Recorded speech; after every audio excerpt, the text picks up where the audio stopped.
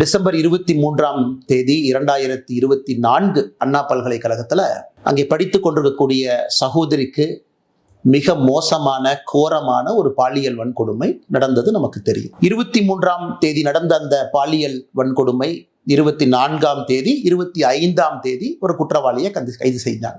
25ஆம் தேதி காலையிலிருந்து ஒரு சாமானிய மனிதனாக உங்களைப் போல நானும் பேச ஆரம்பித்தேன். அதன் பிறகு படிப்படியாக சமூக வலைதள பதிவுகள், பத்திரிகை நண்பர்களை சந்தித்து தொடர்ச்சியாக பேசியதன் விளைவு 25ஆம் தேதி சாயந்தரம் ஒரு கைதை காமிச்சாங்க, ஞானசேகரன் என்கின்ற ஒரு மனிதன். 25ஆம் தேதி இரவு ஞானசேகரன் யார், எந்த கட்சியை சார்ந்தவன், யாரோடெல்லாம் தொடர்பு இருக்கு, அதையும் உங்கள் முன்னால் நாங்கள் வச்சோம். எல்லா அரசியல் கட்சிகளுமே எடுத்து போராடினாங்க, பேசினாங்க. அதனால இது நான் அரசியல் பேச விரும்பல. முதல்ல நாங்கள் அது ஓட்டப்பந்தயம் கிடையாது. முதல்ல அண்ணாமலை தான் ட்வீட் போட்டான். அதை மாதிரி நான் ஒரு கீழ்த்தரமான அரசியல்வாதி கிடையாது. மாற்றம் வேண்டும் என்று விரும்பக்கூடிய உங்களை போன்ற ஒரு சாதாரண மனிதன். இன்னைக்கு நான் அதை பற்றி பேசுவேன். ஜனவரி மாதம் கடைசியில் உங்கள்கிட்ட சொல்லியிருந்த சில விஷயங்களை நான் சிடிஆர், கால் டீடைல் ரெக்கார்ட் ஆதாரத்தின் அடிப்படையில் உங்கள் முன்னால் வைக்கப் போகின்றேன். இன்னைக்கு பேச வேண்டிய நேரம் வந்துருச்சு. 25ஆம் தேதி கைது செய்யப்பட்ட பிறகு பல விஷயங்கள் நம்ம பார்த்தோம்.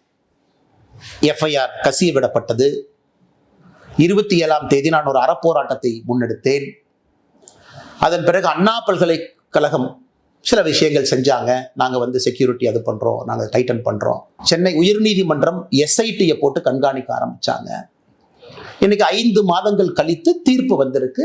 முக்கிய குற்றவாளியாக இருக்கக்கூடிய, ஒரே குற்றவாளியாக இருக்கக்கூடிய ஞானசேகரனுக்கு 30 ஆண்டு காலம் கடுங்காவல் தண்டனை.